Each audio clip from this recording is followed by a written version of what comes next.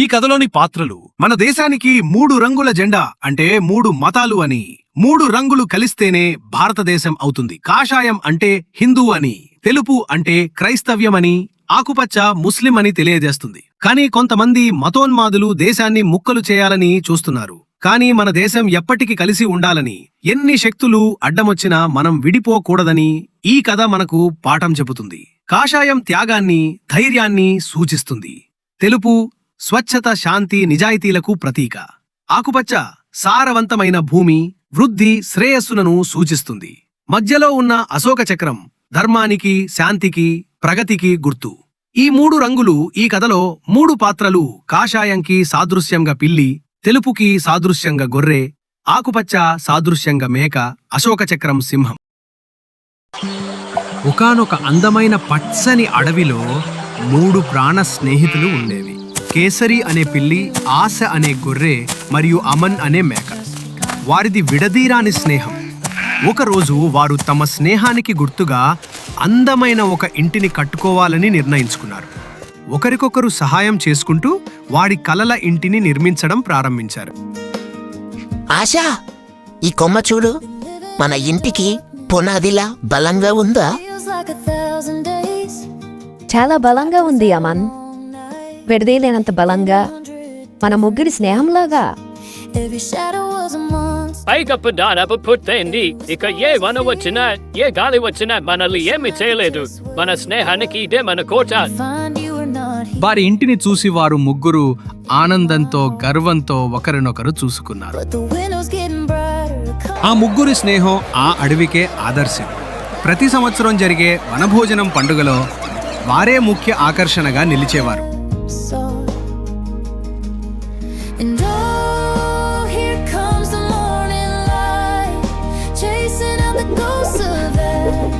కేసరి తన విన్యాసాలతో చిన్న జంతువులను అలరించేవాడు.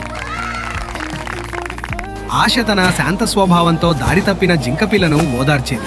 అమన్ తన జ్ఞానంతో పెద్ద జంతువులకు ఔషధ మొక్కల గురించి వివరించేవాడు. ఈ ఆకుని మనం నలిపినప్పుడు దీని నుంచి వచ్చే వాసన మనకు శక్తినిస్తుంది. వారి ముగ్గురిని చూసి అడవిలోని జంతువులన్నీ ఐక్యత యొక్క ప్రాముఖ్యతను తెలుసుకున్నాయి.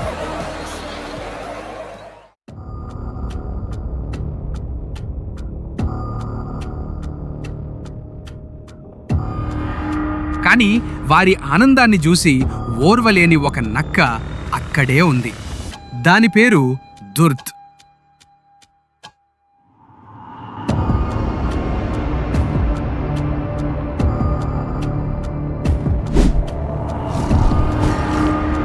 ఒకప్పుడు ఆహారాన్ని దాచుకున్నందుకు అడవి నుండి వెలివేయబడిన దుర్త్ వారి స్నేహాన్ని చూసి అసూయతో రగిలిపోయింది.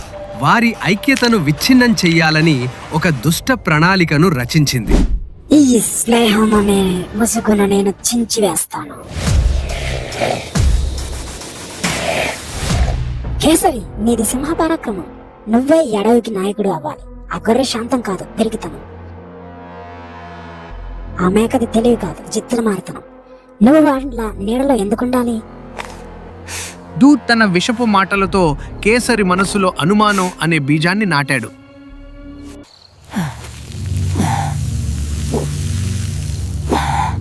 ఆ మాటలు కేసరి అహంకారాన్ని దెబ్బతీశాయి.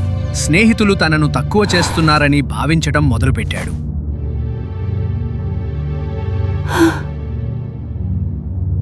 చూడు కేసరి, మన ఇంటికి అంత అందంగా ఉంటుందో దీని స్వచ్ఛమైన తెలుపు మన స్నేహంలో ఉంది. మాకు వద్దు. ఇప్పుడు నీ తెలుపు రంగేనా నా కాషాయ రంగు పరాక్రమానికి విలువ లేదా? ఆశ ప్రేమతో ఇచ్చిన ఒక తెల్లని స్ఫటికాన్ని కూడా అతను తిరస్కరించాడు. కేసరి మాటలకు ఆశ గుండె పగిలింది. ఆమె చేతి నుండి ఆ స్ఫటికం జారి వారి నమ్మకంలాగే ముక్కలైపోయింది.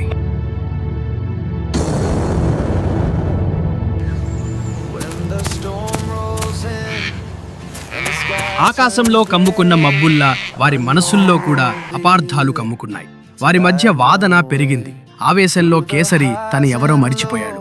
తన స్నేహితులపై ఉన్న కోపాన్ని వారు ఎంతో ప్రేమగా కట్టుకున్న ఇంటిపై చూపించాడు.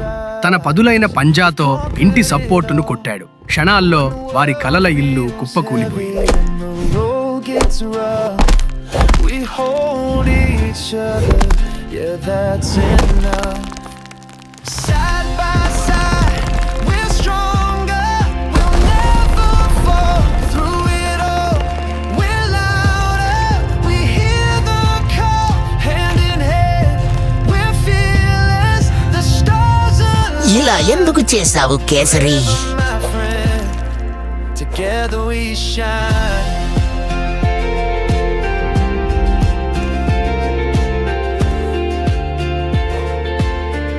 తాను చేసిన తప్పు తెలుసుకున్న కేసరి సిగ్గుతో అపరాధ భావంతో అక్కడి నుండి అడవిలోకి పారిపోయాడు.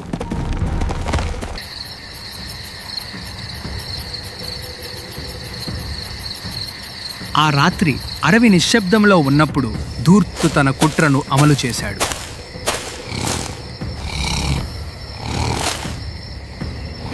జంతువుల ఆహార గిడ్డంగిలోకి దొంగచాటుగా వెళ్లి తేనెను దొంగిలించాడు. ఆ తరువాత ఆ నేరాన్ని ఆశ అమన్లపై నెట్టడానికి అక్కడ కొన్ని తెల్లని గొర్రెబొచ్చును ఆకుపచ్చని తీగను పడేశాడు.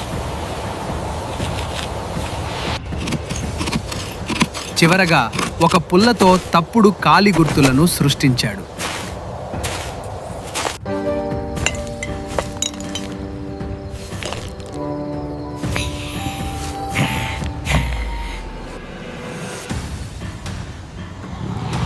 మరుసటి రోజు అడవి పంచాయతీలో ధూర్త్ ఆశ అమన్లను దోషులుగా నిలబెట్టాడు. అతను సృష్టించిన సాక్ష్యాలను చూసి జంతువులన్నీ వారిని అనుమానించాయి. అపరాధ భావం, అహంకారం కేసరిని నిశ్శబ్దంగా మార్చేశాయి. అతను తలదించుకున్నాడు. అతని మౌనాన్ని అంగీకారంగా భావించి జంతువులన్నీ ఆశ అమల్లను బహిష్కరించాలని తీర్పిచ్చాయి. దయచేసి మమ్మల్ని నమ్మండి.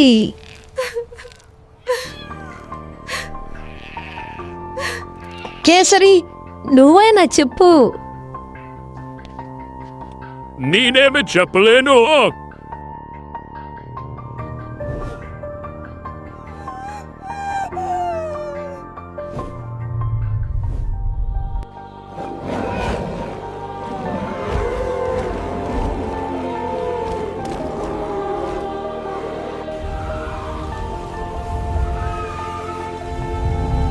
ఆకాశం కూడా కన్నీరు పెట్టినట్లుగా పెద్ద వాన మొదలైంది. అమాయకులైన ఆశ అమన్లను జంతువులు అడవి నుండి బయటకు గెంటేశాయి. వారు పచ్చని అడవి నుండి పాడుబడిన రాతి నేల వైపు ఆశలన్నీ కోల్పోయి నడిచి వెళ్ళారు.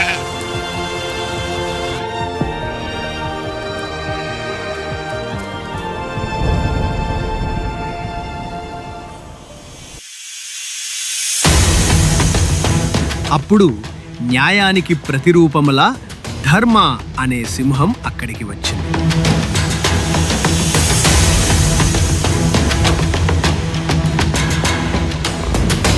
అతను నేర స్థలాన్ని తన జ్ఞానంతో పరిశీలించాడు.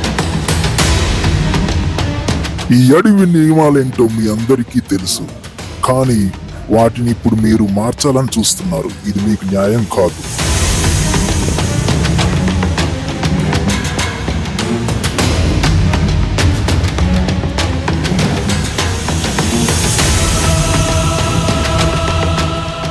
ధర్మ నక్క కాలిజాడలను అనుసరించి ధూర్త్ గుహలో దాచిన తేనెను బయటపెట్టింది.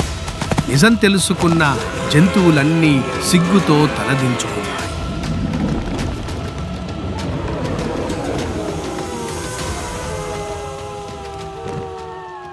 నిజాన్ని గ్రహించిన కేసరి గుండె పగిలిపోయింది. తన వల్లే తన స్నేహితులు అన్యాయంగా శిక్షించబడ్డారని కుమిలిపోయాడు.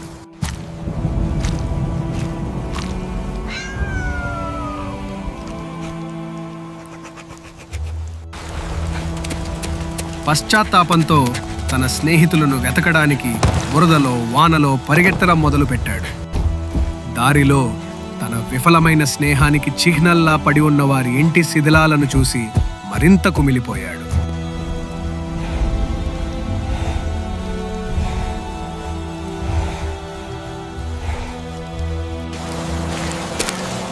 చివరికి ఒక రాతి కింద వణుకుతూ ఉన్న ఆశ అమన్లను కనుగొన్నాడు. వారిని చూసి కేసరి కాళ్ళలో శక్తి నశించి వారి ముందు బురదలో కుప్పకూలిపోయాడు. ఆశ, నన్ను క్షమించు. నేను నా కోళ్ళ మోసపోయి మిమ్మల్ని అనుమానించాను. క్షమించండి ప్లీజ్. విరిగిపోయింది మన ఇల్లు మాత్రమే కేసరి, మన స్నేహం కాదు. అవును, మనం ఎప్పటికీ కలిసే ఉందాం. అమన్ ముఖంలో ఇంకా బాధ ఉన్నప్పటికీ కరుణామయైన ఆశ ముందుకు వచ్చి కేసరి తలను ప్రేమగా నిమిరింది. అది చూసి అమన్ కూడా ముందుకు వచ్చి వారిద్దరినీ తన తలతో తాకాడు. ముక్కలైన నమ్మకం తిరిగి ఒక్కటయ్యింది.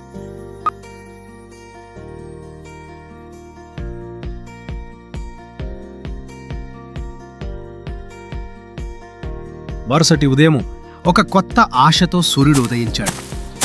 ఆ ముగ్గురు స్నేహితులు తిరిగి వారి స్థలానికి చేరుకున్నారు. వారిని చూసి మిగతా జంతువులు సిగ్గుతో ముందుకు వచ్చి ఒక్కొక్కటిగా ఇల్లు తిరిగి కట్టటంలో సహాయం చేయటం ప్రారంభించాయి. అడవి మొత్తం ఒక్కటై వారి కోసం ముందు కంటే పెద్ద బలమైన అందమైన ఇంటిని నిర్మించాయి. దూరంగా ధర్మసింహం ఇదంతా చూసి గర్వంగా నవ్వింది. ఆ ముగ్గురు స్నేహితులు తమ కొత్త ఇంటి ముందు నిలబడినప్పుడు ఆకాశంలో వారి స్నేహానికి చిహ్నంలా 3 రంగుల ఇంద్రధనస్సు ఏర్పడింది. కాషాయం, తెలుపు మరియు ఆకుపచ్చ. ఒక దేశం ఇటుకలతో రాళ్లతో నిర్మించబడదు. అది నమ్మకంతో, ఐక్యతతో, ఒకరినొకరు క్షమించుకునే హృదయాలతో నిర్మించబడుతుంది. స్వాతంత్ర దినోత్సవ శుభాకాంక్షలు. జై హింద్.